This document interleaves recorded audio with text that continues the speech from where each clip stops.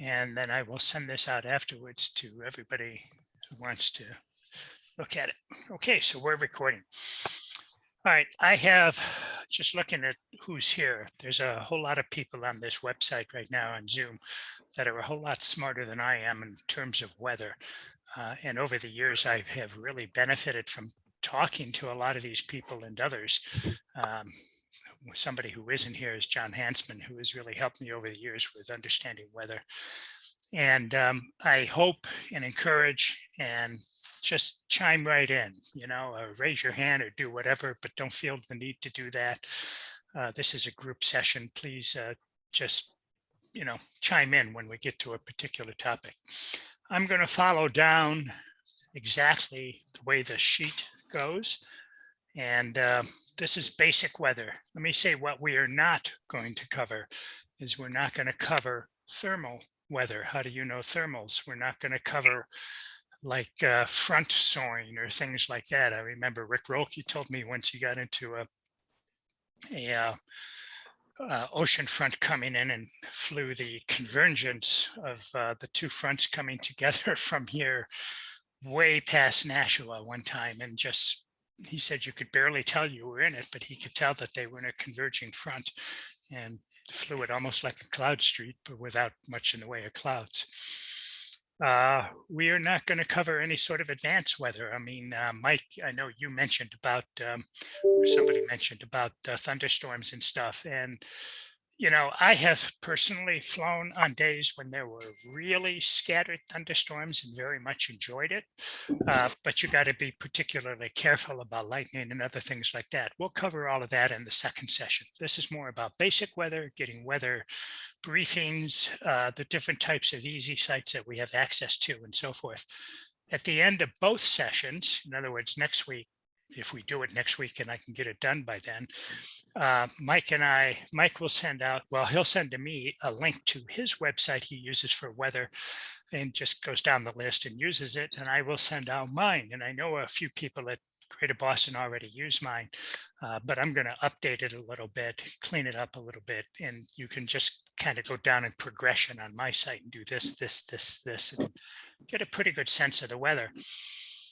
The other thing is that I think weather to me is far more than just looking outside or getting the weather report, say, for tomorrow, which I've been looking at all day.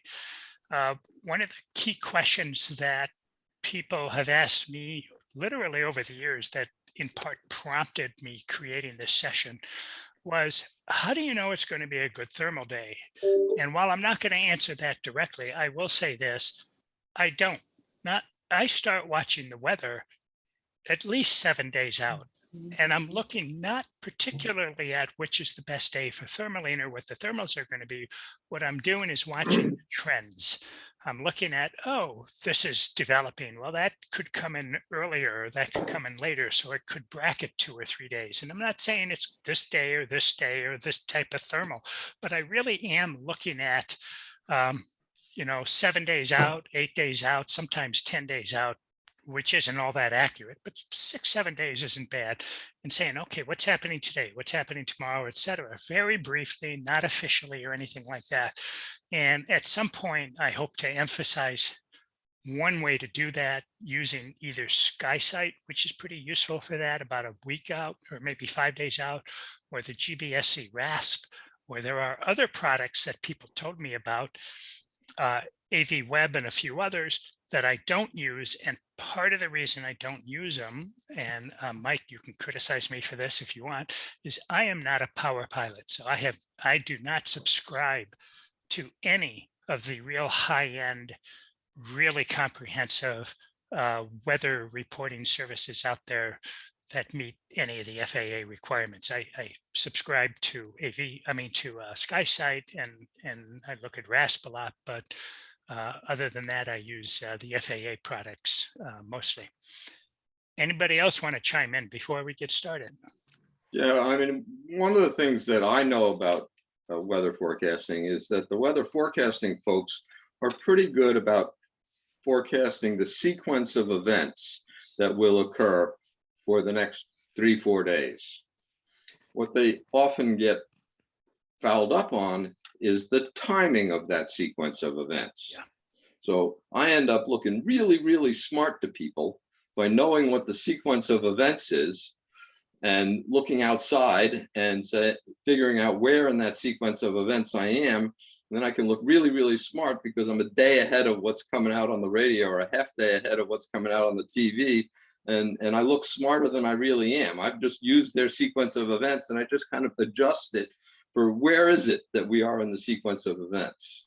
Yeah, I would agree. I mean, that kind of correlates with my often looking at what's progressing. Where's it going to happen? Is it going to come in early? Is it later? And that's all about the timing. Okay, if you have the handout in front of you, I am going to share my screen. So I hope this is something you can all see easily enough. And this is where we are. And it's updated as of yesterday. I actually wasn't going to start here, but I think it's probably a pretty good place to start. And that is look outside and what do you see? And I always get a kick out of talking to people who are not pilots. And I look at this gorgeous streaming cumulus clouds and thermals galore all over the place with towering cues. And I say, what do you see? And they say, well, clouds, and I would like to think we see more than that, for example, how far can you see? During the pollen haze, it was hard to see Wachusett. What's the temperature? Are there cloud layers? At what altitude do you think they are at? Or there's a low layer that's moving one way? Is there a high layer that's moving another way? Those are all clues to what type of weather you can expect when you're flying or even think about it. Part of what you don't want to do, and unfortunately students tend to do this a lot, is you're in Boston, you look at the weather and it's really crummy and you say, well, I'm not going to fly today. And there's 4 instructors, 4 gliders, 2 tow pilots, and nobody else at the field. And it's a perfectly flyable instruction day. So if you find yourself in that position, rethink what you're looking at. I mean, it's okay to look outside and see what you got. But, worst case, if you know the phone number for somebody out at the field, call them and ask them what it's like. When I go out, I regularly offer my phone numbers and say, I'll be out there. Why don't you call me if you're not sure? And come on out. You can look at the windsock. Of course, the windsock at Sterling, there's 3 of them, and they usually disagree a little bit. You could ask yourself, is it gusting? From what direction? That may make a difference in if you're flying today. A cross gust of 25 knots, I'm probably not flying. If it's a straight down the runway of 25 knots, yeah, okay. Once I get used to it at the beginning of the season, maybe not the first week or so, but after that, if it's straight down the runway, I don't have a problem with that. Here's the key question though, if you're looking outside and you looked at the weather in general, are the conditions appropriate for your skills? Not mine, not the other instructor, not your friend at the field, but your skill level. Is the weather appropriate for you? But the second half of that is the weather appropriate for you to learn new skills? I have over the years had several, in fact, I have one pending right now. Pilots ask me, can I fly with you on these types of days? Like a more significant crosswind, like a 10 knot or an 8 knot crosswind. They scare me. Sure.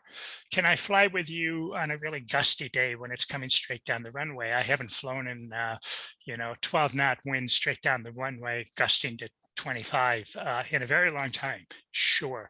That's what the instructors are for, and instructors are happy to do that with you. But also, as I said, keep in mind that what you see is not necessarily what the weather is at Sterling. And as a result, it's probably good to get a briefing. And just as an antidote to that, I cannot tell you how many times I have left my house here in Leicester, which is about 20 miles south of the airport, and I said to myself, there is no way we're flying today because the ceiling is so low, or for whatever reason. I get out to Sterling and it's perfectly trainable day. I'm going to stop at the end of each section, like this getting started section, and just say, anybody want to contribute? Well, I'll chime in a little bit with the, what you see where you're at is not what you're going to have at the airport. Out west, everybody lived in the city, which was an entirely different valley from where the airport was. The airport was about 20 miles south of the center of the city, but in an entirely different valley, in entirely different weather. So I'll piggyback on what as Fred is saying there is what you see where you're at may not be what they're experiencing at the airport where you're at. On top of that, and this is where you're looking at it 2 or 3 days in advance, is what's happening. I sit at 600-foot elevation here. I can be in the clouds and you can be in the clear at Fitchburg, 40 miles south of me. But what's the trend? And that goes back to what Mike was saying. You're looking a few days out and you say, okay, yeah, there's a front coming through. Well, has the front got here yet? It's going to be clearing behind the front. Well, the front's running a couple hours late. Yeah, I'll go down to the airport and see what's happening. So you gotta weigh all of that. Anybody else want to chime in?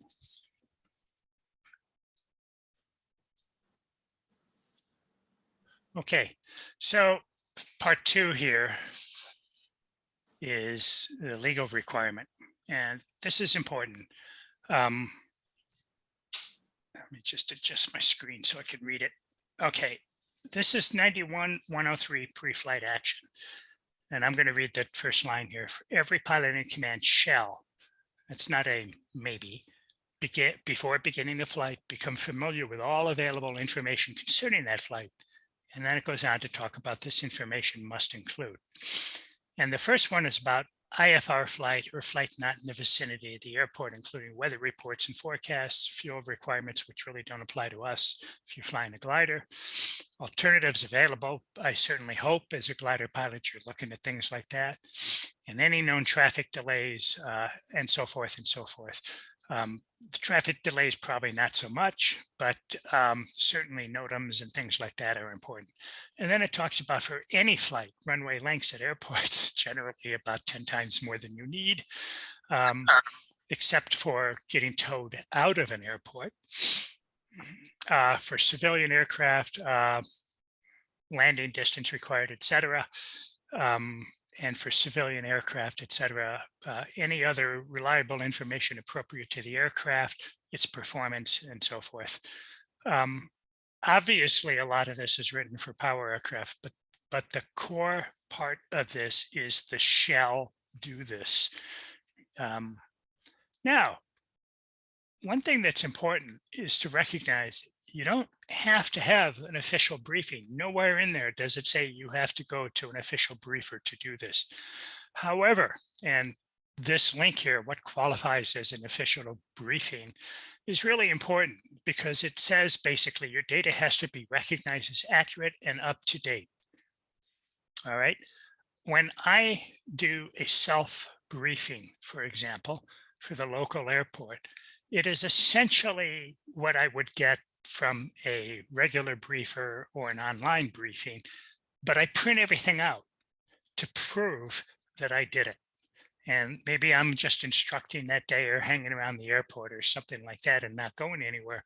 I know the NOTAMs, I've got the weather, I got the TAF, I got the METAR, I got all of that with me. And I keep it, and it's right in my car every time I go to the airport. And that basically is my proof that that morning I got accurate and up-to-date weather information. Here's the thing though, and this is a quote from that, what qualifies. If there's an accident or an incident and it's weather related in any way, can you prove that you got all available information for the type of flying you were doing? Two common approaches, certainly in the past. Anybody want to comment before I go on? Okay, so two common approaches in the past. One was to call WX brief. I personally feel every student and everybody should have the opportunity to do that. For me, I have to say that I don't remember the last time I've called them, but certainly they have transitioned more to online or logged, official, accounted for briefings at that website that's on there. I don't know, can you see my cursor there at that website? You have to create an account. It's free. You log in and you obtain an online briefing. This is what I usually do. And then I supplement it with other material just to double check that what I have is right. I would assume it is, but what the WX brief site typically does not have so much of are soaring conditions. One thing that I would point out is that fundamentally you are required to know how to use WX Brief. You don't have to use it, but you are required for your, at least for your flight test, to know how. Yeah, I would agree with that. And I know examiners have asked about that. So get used to it now. It doesn't hurt. And by the way, when calling WX Brief, and you should get familiar with it, you identify yourself. And if you've never done this before, it's perfectly okay to say to the briefer, because I have done this. My name is so-and-so, I'm a student pilot, and this is the first time I am doing this. My instructor is supervising me, and I'm looking for a standard briefing for a glider flying out of Sterling 3B3 and staying in the local area. Perfectly fine to say something like that. And a good guide to the WX briefs and getting a briefing is that tiny URL there.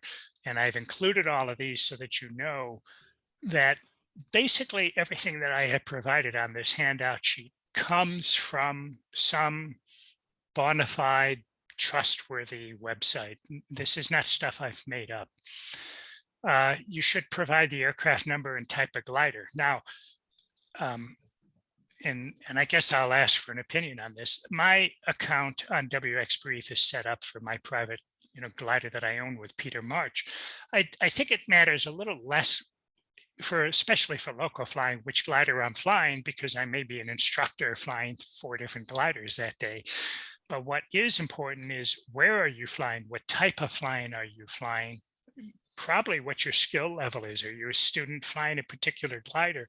And if it changes later, don't panic, okay? The key is you're getting a briefing. You're not saying hardcore, if I don't fly this glider, I'm in duck soup. The purpose of them getting the N number is so they can tie it back to you if there's an accident or an incident. Okay, so you'll also tell them is that he said 3 Bravo 3 in his comments. It's another thing that you are required to know what it means and how to get it.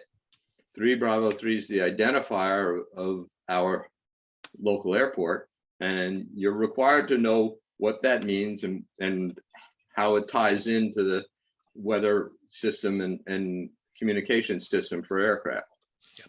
Yep. You should provide the type of flight, and clearly it's a VFR glider. Departure if applicable, but if you say local area flying instructional flights, that's enough because you're not going anywhere. If you are staying local, it probably doesn't hurt to say about how far you're going to fly. So for example, the other day, last Monday, I flew and I put myself in for a 50-mile radius, and I got all the NOTAMs in that area.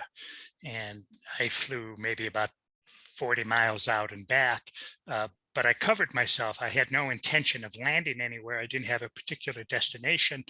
But if you're doing like an out and return 50-kilometer silver and you want to go to Turner's Falls, then you should say that so that you can say overflying Gardner, Orange, Turner's Falls, turn around, return, no intent to land. That way you'll get the NOTAMs and weather and anything that's happening along the way. Somebody had a comment? Nope. Okay. Estimated time of flight. Basically, when are you starting? You're going to launch at 11. Sure. How long? Probably fly till about 4 o'clock or something like that. That'll give them a range for when to tell you about the weather. You don't need to know about the weather or the fog at 9 a.m. and you don't need to know about the front moving in with thunderstorms at 11 o'clock at night. For altitude, you can usually just say something like thermal base under the clouds, if there are any, otherwise give them an idea, and then ask for a standard briefing.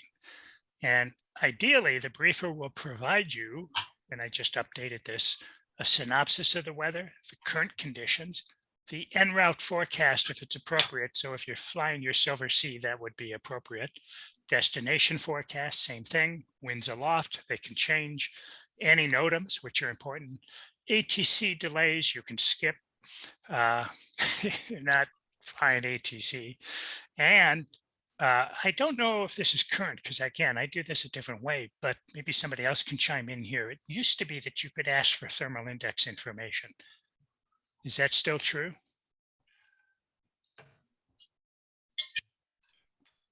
Anybody? Okay, nobody knows. I do remember though saying, since I'm flying a glider, do you have TI information? And the briefer would typically go, oh yeah, interesting question. And because it's not something they normally give out, and then they would look it up and say, yeah, this is what I have. And this was before we had RASP and SkySight and some of the other systems that we have out there for getting thermal information. Any questions on that so far, or any comments? Okay, so the way I think, in fact, according to AV Web and others, about 80% of the people that use WX Brief, and there are other ways to get it, do it online with an account. This is very simple. You just create an account, and then there's several different types of briefings that you can get. I would be happy, not necessarily right now, but later this week or this weekend, if people are interested in ping me, I'd be happy to do an online, this is how I do a either local area, couple of airports briefing online using my own account and show you where I go and what I do. Or you can just go online and play around with it and see what you come up with. Every one of the entries, if you go along the top bar, there's a forecast, and there's a plan and brief tab that you can pull down and click on. And if you do that, then it'll ask you where you're starting from, what are you flying, how fast you're flying, all these other things. If you don't know every one of the boxes that you have to fill in to get a briefing has an information box associated with it. So click on it, and it may say something like, the box may say type of weather, and you don't know what to put in there. So click on the box and you find out V stands for VFR weather. Okay, so that's what you're looking for. There actually is a G for gliders, what type of airplane you're flying, and so forth. And so if you're not sure what to put in a box, click on the information little tab right in the box and play around with it and look at it. Nobody's going to come after you. Nobody's going to say, hey, what are you doing, or something like that. It does take a little bit of familiarity with the system, but it's actually, once you get used to it, it's pretty easy to use. And that is my primary system that I use when I get an official briefing. Anybody want to chime in on that uses it? Boy, we have a talkative bunch here. You're doing fine. So, all right. Again, if people want to, we can do a subset, and later on, not tonight, but later this week or even next week, I can do a WX Brief online demo. I have a question. Sure. And to Mike Newman also. Mike, you were saying, this is Mike Maynella.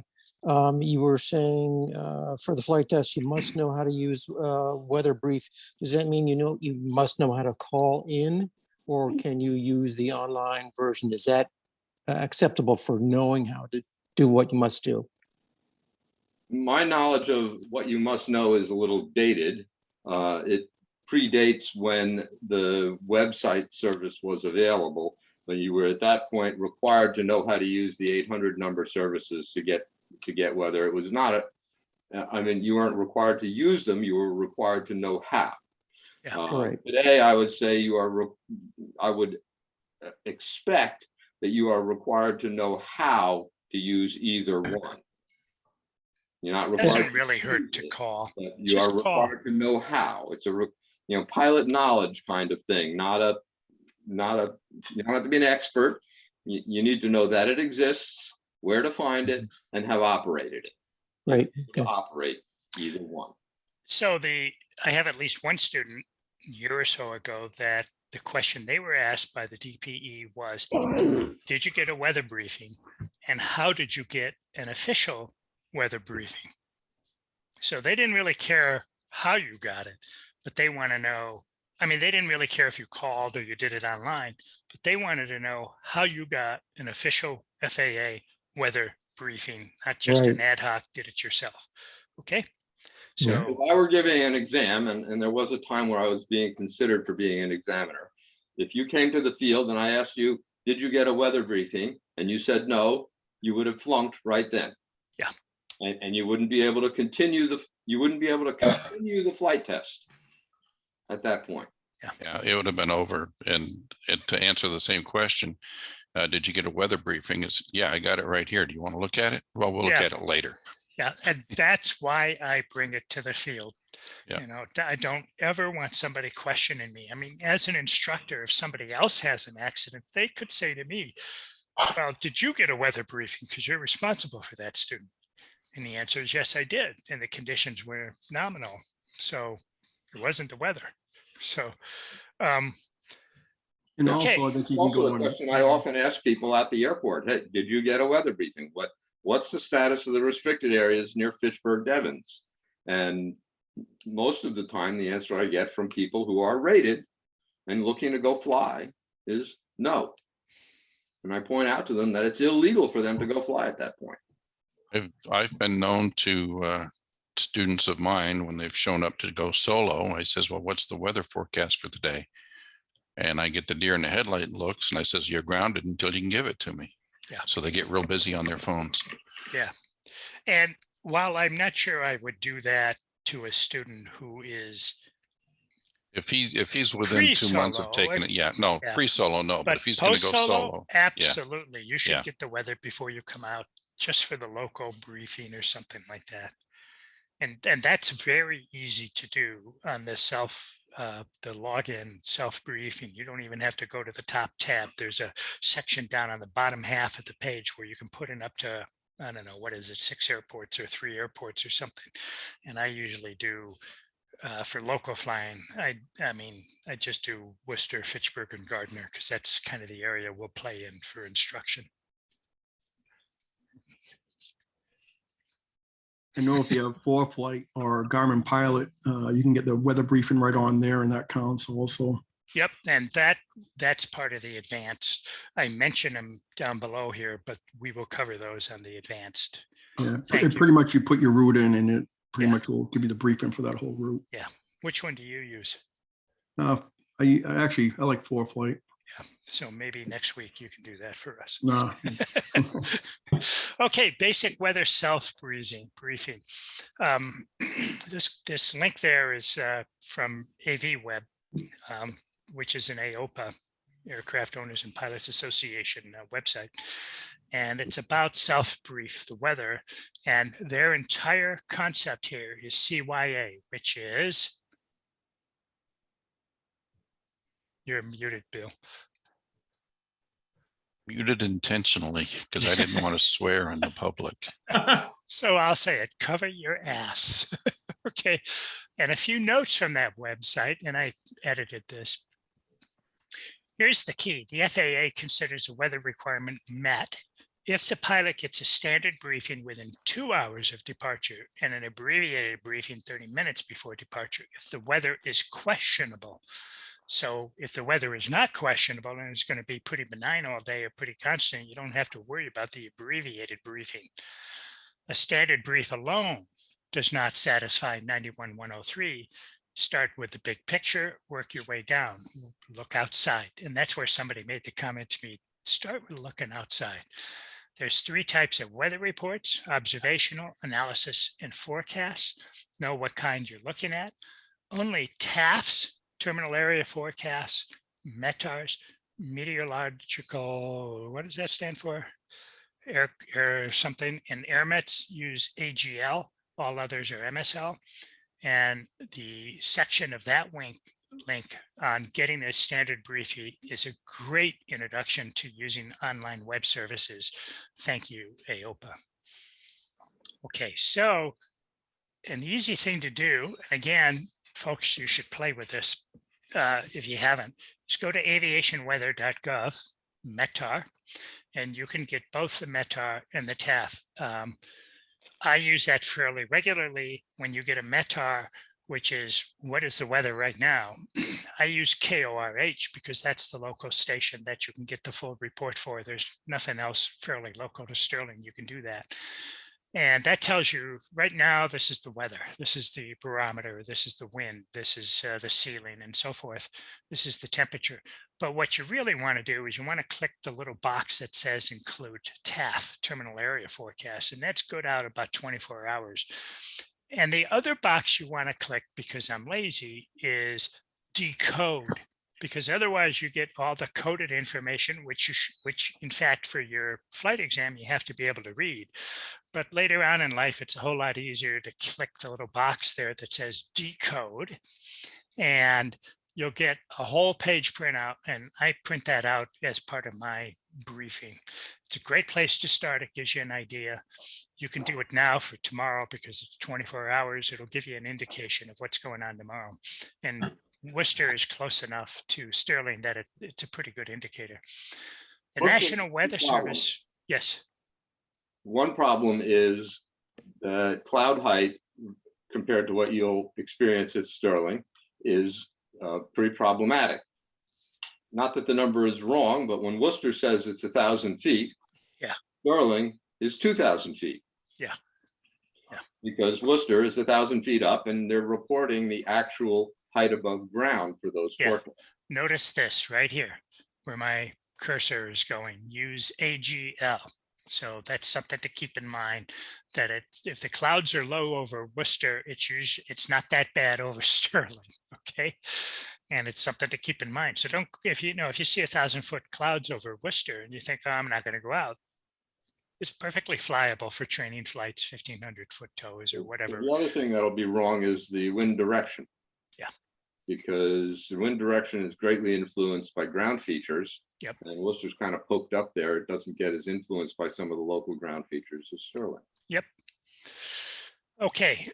Next site is the Fitchburg site. And actually I use this too. And I like to use it a couple days out because it gives you a whole bunch of information about, I think it's in 4-hour blocks or maybe 6-hour blocks of time, focused on Fitchburg, but it's close enough to Sterling to give me an idea for the possibility of rain, what the ceiling's going to be tomorrow, whether it's going to be sunny, what percentage the clouds are going to be, etc. These are not anything that is particularly useful for route planning, but it really gives you a good idea looking ahead for the day or the next day or even 2 days out.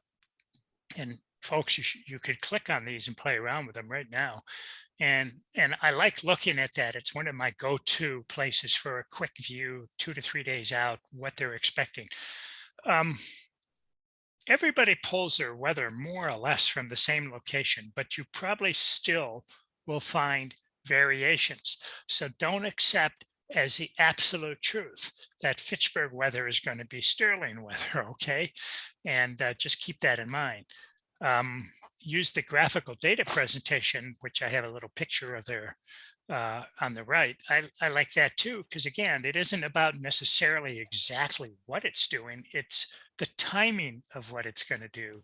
And if you take a look at that, or you look at some of the other ones, like the Fitchburg one, the aviation weather, the Fitchburg aviation weather up to 2 days out, and you either print it off or you make some notes on it, then you go back the next day, you can see what changed. You can see what moved in earlier. So for example, and a classic case of that was what happened today versus tomorrow. I was looking at the weather a week ago and it looked like Wednesday was going to be a kick-ass day for flying, and Tuesday was not so much. And over the weekend, I contacted Steve Kandrak and I said, you know, the front is moving in faster. The one that was here is moving out faster. Things are changing more dynamically. Looks like Tuesday is going to be the kick-ass day for soaring. Wednesday will be adequate. Steve, if you want to put together something, which you did for today, and a whole lot of people switched from Wednesday to Tuesday, which was the smart decision. But a week ago, it looked like Wednesday. And by the weekend, because I was watching the fronts change and how the weather was changing, it clearly became Tuesday. It's useful sometimes to get the METAR TAF from other locations. The METAR TAF for KORH is my go-to, but if you're planning on flying cross country, eventually you can certainly put in other airports, depending on where you're going. And in fact, if they even have the METAR and TAF, and many of the small airports we go to do not. So a TAF is a terminal aerodrome forecast. And as it says, it's a concise statement of expected meteorological conditions, typically within a 24-hour period. So it's usually pretty accurate. And then if you're a glutton for punishment, how to decode it is that little link there. If you're a student, you should know that. I can usually figure it out, but it's a whole lot easier to click the decode tab and just let it read it out to me. So you are required to know how to decode it, but you are not required to know that by memory. You're allowed to use the Yes. crib sheet. Yes. Yeah. So this is another place where you can end up looking a whole lot smarter than you really are. Yeah. The forecast sequence of events shows up in those terminal air forecasts, and the METARs show the actual conditions right now. Yeah. So if you know what the sequence of events is going to be, and you then look at what's happened at the airports along the way, those published sequences of events are typically, you know, they get up to 4 or sometimes 6 hours old. So you can be really, really smart if you're 6 hours newer than what they forecast and know where things got moved to. So I always look upwind of where I'm going to be to see how things have progressed against the forecast. So I end up looking smarter than I really am. Yeah. And I will say this, that typically when I look at the TAF, it's about 7 o'clock in the morning. We typically don't launch till 11 to 12. And so that's a pretty long chunk of time there. And so I have a app on my phone, and I will check the TAF much closer to the launch time. Something that can be interesting is look at the GOES satellite moisture loop. I mean, you're not looking at that to say, hey, look at this front coming through. Maybe you are. I look at it to kind of get a sense of, in addition to the TAF and everything, what's moving into the area with high clouds or moisture or things like that. It's a geostationary satellite. It's a weather satellite. It's over the East Coast, so you can clearly see Massachusetts and what's moving into the area. Something that actually was incredibly useful last year was a similar GOES satellite loop that was the wildfire smoke. If you remember last year, we had to cancel a number of days because we couldn't see Wachusett, and it was incredible. At times, you couldn't even see the end of the runway. And I discovered that link from somebody in our club. Not too long after that event happened, we all went out to the airport to fly, and we ended up getting smoked out and canceled the day. I found somebody provided that link to me afterwards, and that was incredibly useful because you could say, boy, there's a whole lot of Canadian smoke moving this way. You might want to be aware of it. So other things like that can be helpful. Winds aloft. Okay, well, that's the winds aloft link. It's particularly useful to see if the wind changes with altitude. And you might look at it and say, geez, it goes from 3,000 to 6,000 to 9,000 to 12,000. So you can pretty much ignore everything above 6,000 unless it's a really kick-ass thermal day in the spring. In fact, usually it's just the 3,000 that you're interested in. Look at the 6 and see how it changes. That will give you either Boston or Albany are the two closest ones. You can look at both and just see if they're different. If the winds are coming from Albany, then you probably want to look at Albany and see what's happening, where the front is coming from. If they're coming from onshore, then you probably want to look at Boston. I look at both of them just to see how they agree or disagree or what's happening. what isn't so useful about it is to visualize where those winds are relative to the ground and to the airport. And I use Windy for that. Now, Windy is not necessarily an approved product, but I got to tell you, it's really useful for looking down a week in advance at 11 o'clock and 1 o'clock and 3 o'clock. And way on the right-hand side of Windy, and I have it both on my phone and on my computer, there's a tab for setting the altitude. So I go through the entire week and I make notes and say, okay, it looks like Friday the winds abate. It looks okay. Saturday the winds are pretty high, but they're straight down the runway. So I blow the map up so I can actually see the runway. This is more for training, but I also use it for my own flying. And then I put the altitude at 3,000 feet. And son of a gun, sometimes it's similar and sometimes it's like, whoa, the wind direction changed completely. So you're going to have to expect some sort of shear of two different wind layers coming in. And that can be really useful. If you expect it to be a really good thermal day, and again, that's next week, then I would at least go up to cloud base and a little higher. So that could be 6,000 or 8,000, sometimes 9,000, 10,000 feet, and see where the wind is coming from. And I can tell you, it can be useful. It's exceptionally useful to look out several days in advance, learn the wind directions. Somebody says, oh yeah, it's 12 to 15 knots gusting to 25. Well, if it's coming straight down the runway, maybe if it's coming from the northwest, you might get wave. If it's cross, I'm staying home. Okay. And so things like that can be really useful. But to zoom the map, just hold the control and use the mouse button to zoom in like you would any map, and then slide a little bar along the bottom for various days and times, and use the bar on the right, a tab on the right to set the altitude. There is an awful, yeah, go ahead. Somebody? Probably just somebody coughing. Okay, graphical weather for aviation. Mike, I don't use these much. You do. How about you take this part? You're muted. You don't want to do it. Okay. There is an awful lot of graphical information, and it can be interesting to look at kind of nationally what's moving, what to expect a week out, et cetera. And yes, I use it, but for the next day forecast or that day forecast, I don't use them. I started to say this and I was muted. All of the weather and wind information that you're getting fundamentally comes from the same source. Yeah. What you're getting are different presentations of the same data. Yeah.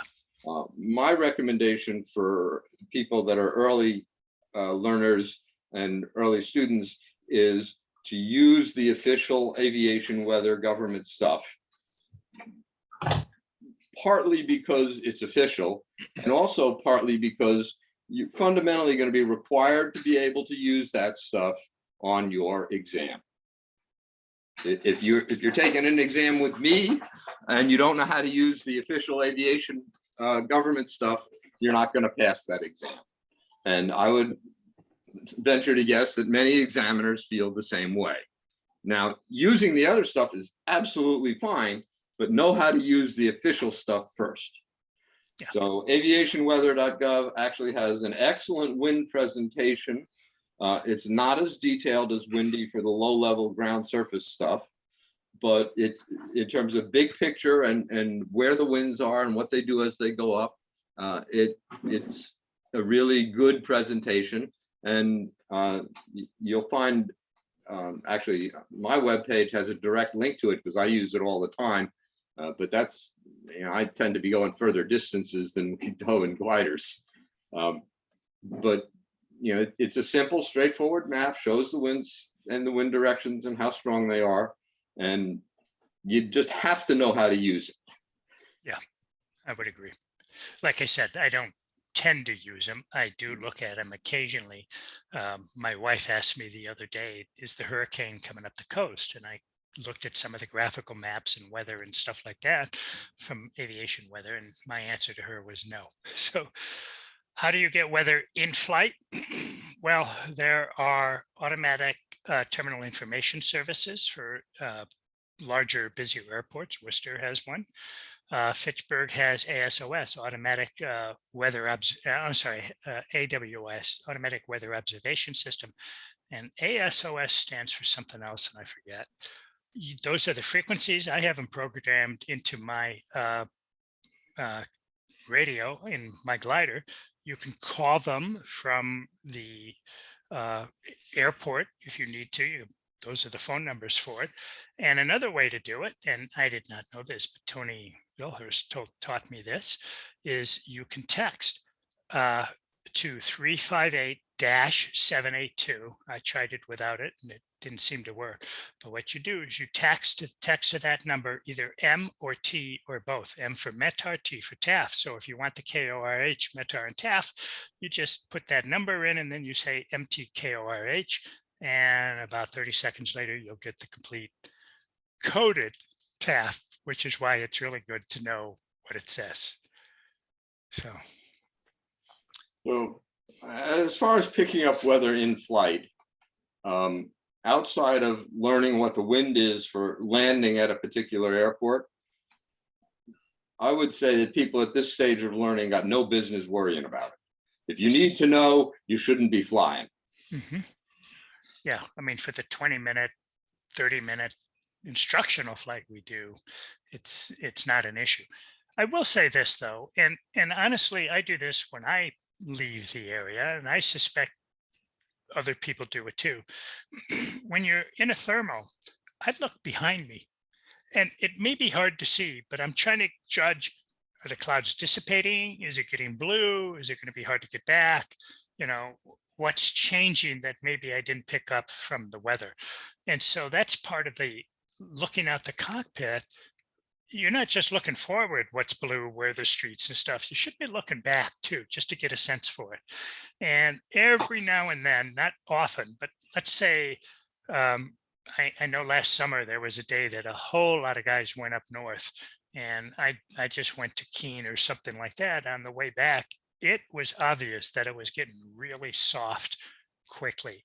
And I radioed them and I said, guys, just a heads up, I'm flying back from Keene and it's getting hard. You know, the thermals are far between, they're dissipating faster. Just a heads up, you know, on the radio, but the weather changed in a way we didn't expect it. So now, this is actually something that Dave Strasberg encouraged me to think about as well. And that is how to incorporate personal minimums in aeronautical decision making into your weather decisions. And during the spring safety discussions and ground flight reviews, we stress personal minimums. I know I do, and I'm pretty sure other instructors do as well. And I can tell you, instructors have different personal minimums. I have been at the field where you could barely see Mount Wachusett. I've said I'm not comfortable and I've stopped instructing, whereas other instructors feel okay still and keep instructing over the airport. Okay, so we all have a little bit different. The question is, how do you decide what is okay for you to fly in today?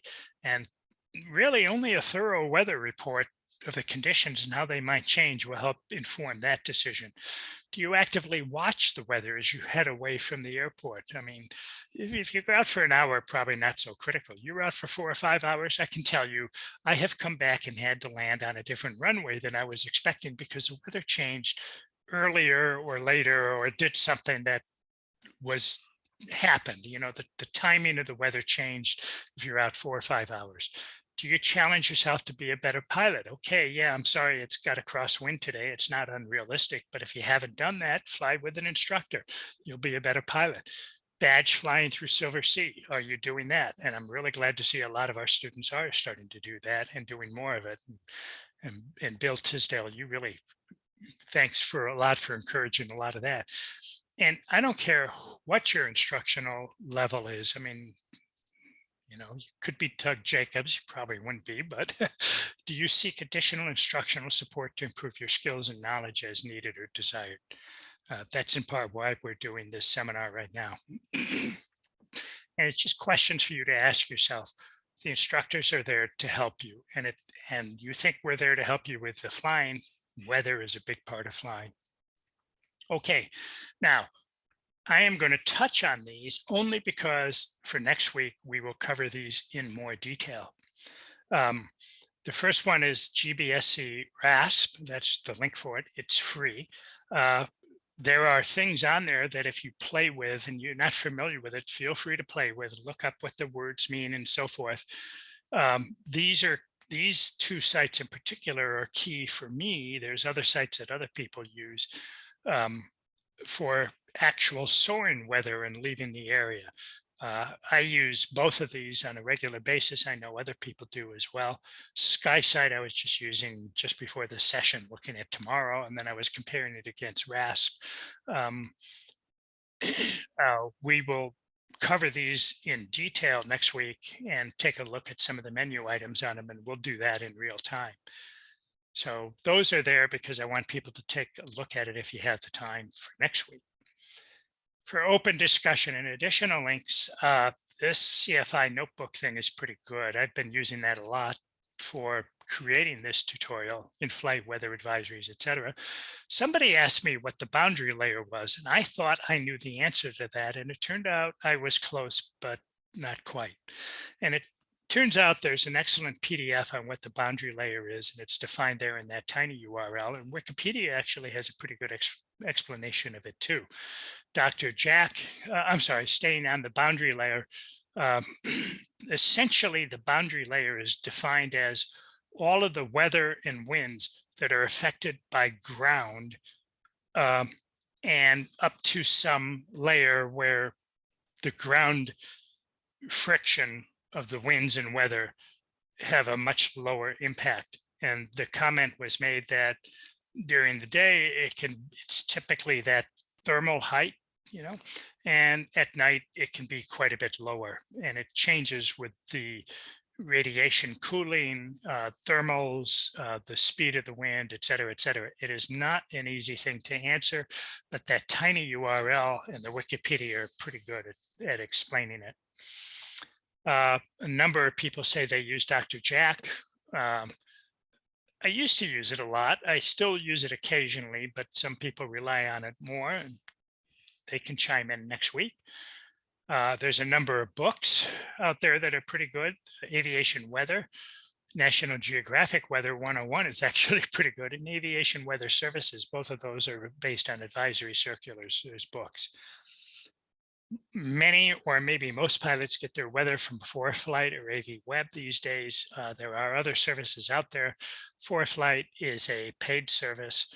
You can get it for mobile apps too. In fact, Steve Whiteakadis, you chimed in that that's something you use regularly. Yeah, so I've been using it, since I started flying power. It's you can file your flight plan directly from there too. Yeah.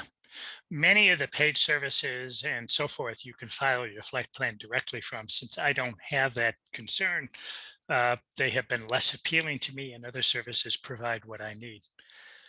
National Weather Service, their basic weather page is there, and the Boston, Mass area forecast is a great place to start talking about the weather, and I will thank Roy Bourgeois for that link. And that is my almost 1 hour presentation, open for discussion. Anybody? And I am going to kill the share so I can see you all, if that's okay, since you all have it. You started talking about the thermal index and stuff, and it reminded me of a website that I used a lot when I first started flying, because there was not a lot of internet weather services out there and stuff. I shared it in the chat, and that was the soarforecast.com. Oh. And anybody in the 126 group will know who Kevin Ford is. He's got a PhD, and I forget what his expertise is, but I think it's weather. He put that together, and it's old school. It's takes the weather balloon data and will actually come up with a soaring forecast for you based on that. Sad thing here is our closest weather balloon is Gray, Maine, the one down at Chatham. Every time I've checked the Chatham balloon, there's no data there. So I don't know if they're still launching a balloon down at Chatham or not. you can select the town or put in a forecast high that you think it's going to get to. So I just did it and picked Fitchburg, and it'll actually plot a pseudo skew T for you. Let's see if I still get it up. Now, but it comes up fairly quickly. It'll plot a pseudo skew T for you and actually show you the dry adiabatic and the wet adiabatic and what the thermal index is. And for the guys that are thinking thermal indexes, remember you're looking for that -3 number. If it's smaller than -3, like it's going to -2, -0, -0, -1 up to 0, and then positive numbers, the thermals aren't going to go any higher. Yeah, and we'll cover a lot of that next week. Okay. And what the real meaning of that is. Yep. That was I'm great. not sure Bill. if Thank you. everyone heard about weather-related glider fatality a couple days ago. Yeah, I've been getting some Rick reports was Wilkie that? was out in Rifle, Colorado, and the Yep. the I got severe a weather.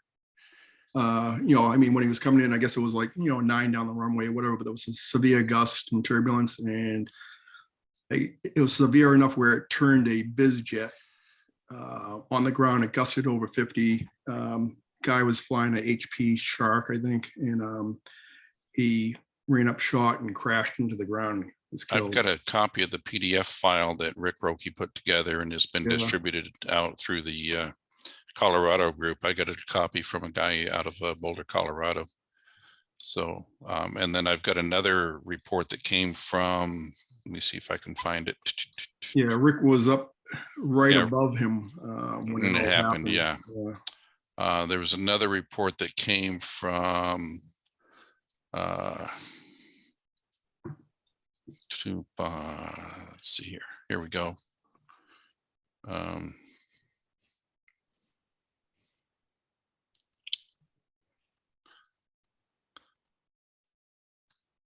Clemens CPEC. I don't know him, but he was out in that group also. So yeah, Rick Roki was out there when that Going happened. Good was there. Yes. What's that? Going Good was there also too. Right. And what happened to that? And you're getting more into advanced weather, especially what happens out west. You've heard of Virga. You've seen Virga. Probably it's not very bad out here in our area unless it's really big temperature difference. But out in the Midwest and into the Western desert, you do not fly underneath Virga. And that's essentially what happened. It super cools the air at altitude. That supercooled air gets heavy and it falls like a brick. And when it hits the ground, it goes out horizontally and you get that gust front. And that's what that 45 to 50 not gust front was that spun him around. And he ended up, one of the reports that I got here, and I can share it. It came from Lynn Alley out west. I don't know if a lot of the more experienced pilots are going to know Lynn Alley. But one of the, they've got the data from his GPS readout and what his sink rate was. It was at one point, it was up to over 1,200 feet per minute, 2,000 feet per minute. I guess from what I understand, what Rick said, it was like 9 down the runway. And pretty much when he landed, Rick landed too. It was pretty much 9 down the runway. Yeah. Yeah. And that's what it was. That gust front, there was still what, 3 or 4 it was gliders. literally like seconds, I guess, for that one. Yeah, he was the first one down into the pattern, trying to get on the ground before that jet was getting ready to take off because he was low. And the other guys were high enough that they were able to stay up, and by the time landed, the gust front was gone. So they didn't have to deal with the winds. Yeah, 1,897 feet per minute was computed at one time, and he was only 700 feet above the ground. Ouch. I am resending out the basic weather PDF. I'm going to have to duck off and deal with horse. No, this was fine. This is great. Anybody that has a favorite weather link should just send it to me, and I will include it in the other links on my webpage. And how to get there and what it's all about will be discussed next week. I'm going to stop recording, and when it's available, I will send that.